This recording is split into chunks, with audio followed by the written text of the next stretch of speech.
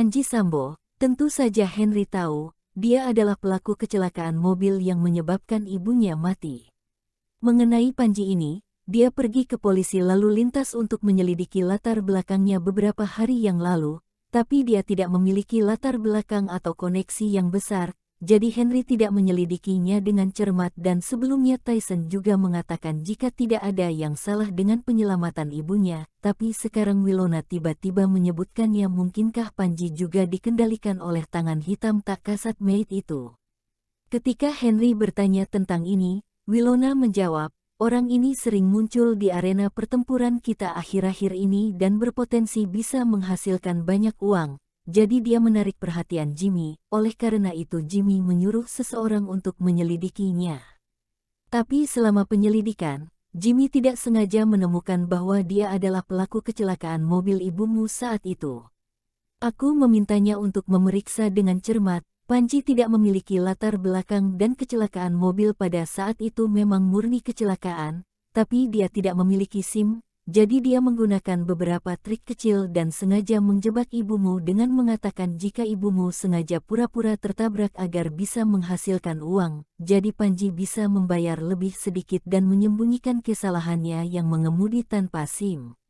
Setelah mendengar ini dari mulut Winona, wajah Henry pucat pasi, sangat jelek. Merasakan kemarahan Henry, Winona berkata, haruskah aku membantumu memberinya pelajaran? Henry melambaikan tangannya, tidak, aku akan mengurus masalah ini sendiri. Winona mengangguk, tidak mengatakan apa-apa lagi, melambai ke Henry lalu pergi.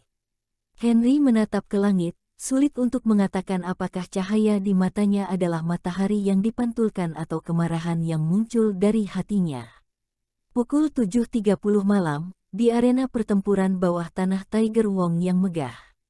Duduk di atas meja taruhan, Henry tidak mengenakan topeng dan diam-diam memperhatikan pintu masuk arena pertempuran. Di sebelahnya, Minfuk yang baru saja datang dari Kansan duduk di sana dengan kemarahan terlukis di seluruh wajahnya. Dalam obrolan dengan Henry barusan, dia telah mengetahui tentang Panji. Ketika dia tahu bahwa bajingan ini menabrak orang sampai mati dan memfitnah almarhum, dia merasa sangat marah. Bagaimana bisa ada bajingan sepertinya di dunia, dia harus dikutuk. Saat Minfuk sedang mengumpat, seorang pria gemuk berusia 50-an berjalan di pintu masuk. Dia memiliki perut besar dan kepala kecil. Seluruh tubuhnya seperti tong minyak berjalan, tapi dia masih merasa nyaman dengan dirinya sendiri, mengangkat alisnya dan menggoda banyak wanita cantik, tapi para wanita cantik itu bahkan tidak repot-repot menanggapi. Dia adalah Panji, pemilik bengkel kecil dengan 30 atau 40 pegawai. Setelah melihat kedatangan Panji, Henry bangkit dan berjalan ke arahnya, langsung menghadang tubuhnya yang seperti tong minyak. Saat berikutnya, telapak tangan Henry mencengkeram leher Panji, membuatnya sulit bernapas. Dicekik tanpa alasan dan begitu erat hingga bernapas pun sulit menyebabkan Panji panik. Dia melambaikan tangannya yang gemuk dan memukul tangan Henry sekeras yang dia bisa, mencoba melepaskan diri dari cengkeraman, tapi tidak bisa. Apakah kamu masih ingat kecelakaan mobil 2 tahun lalu? Henry bertanya dengan penuh kebencian. Saat ini dia seperti iblis dari neraka dan tatapannya membuat Panji gemetar ketakutan. Panji ingin mengatakan sesuatu, tapi saat ini dia bahkan kesulitan bernapas, apalagi mengeluarkan suara. Tapi, seorang pria yang datang bersamanya menggeram, apa yang kamu lakukan, cepat lepaskan tanganmu, lepaskan. Pria ini tidak tinggi, tapi dia terlihat sangat berwibawa, seolah sudah lama berada di posisi tinggi dan terbiasa berbicara dengan nada memerintah. Tapi Henry bahkan tidak melihatnya, tangannya yang mencengkeram Panji semakin mengencang. Pada saat ini, rekan Panji melihat bahwa perintahnya tidak membuahkan hasil, jadi dia mengeluarkan ID-nya dan meletakkannya di depan Henry. Aku Tristan Wagon, Direktur Divisi Operasi Kedua Departemen Kepolisian, aku memerintahkanmu untuk melepas tanganmu. Tanpa diduga, pria di sebelah Panji ternyata adalah Direktur Kantor Polisi, jadi ini adalah masalah pribadi, tidak ada hubungannya denganmu, sebaiknya kamu tidak ikut campur.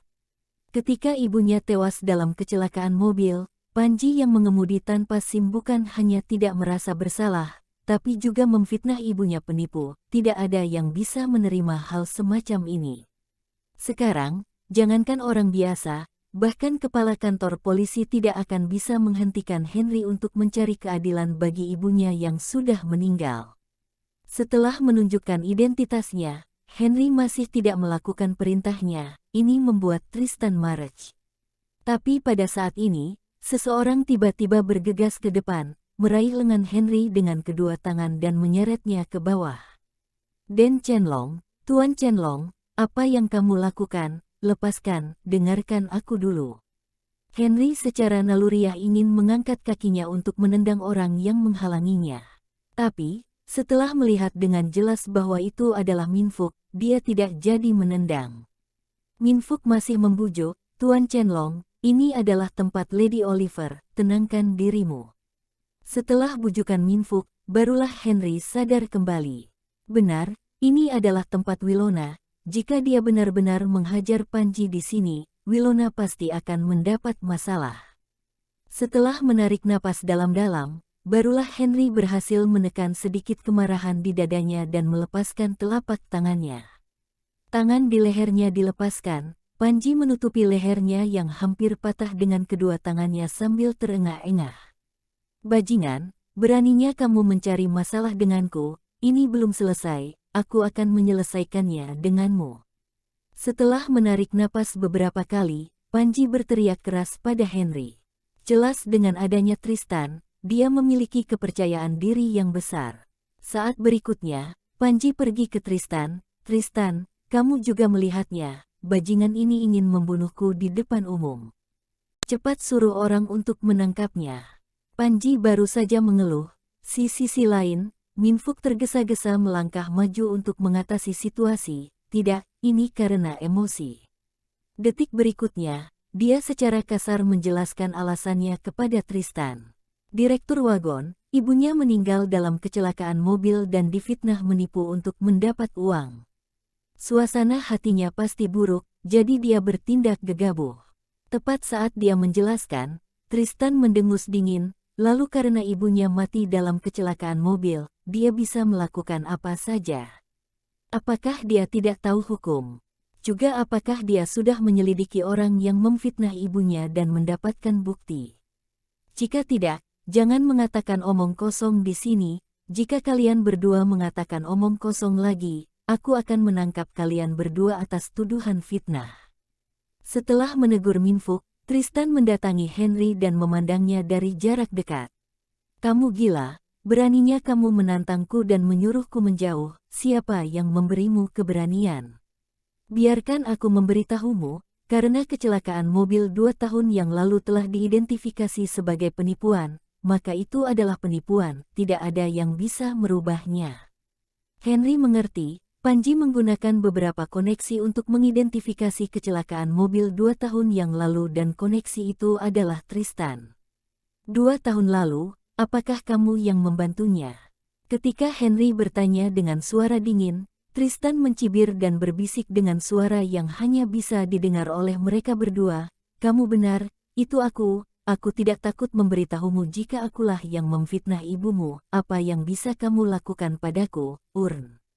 Setelah membisikkan ini, Tristan mengulurkan tinjunya dan menepuk dada Henry. "Nak, jangan emosi, kemarahanmu tidak merubah segalanya, kamu hanya bisa menerimanya."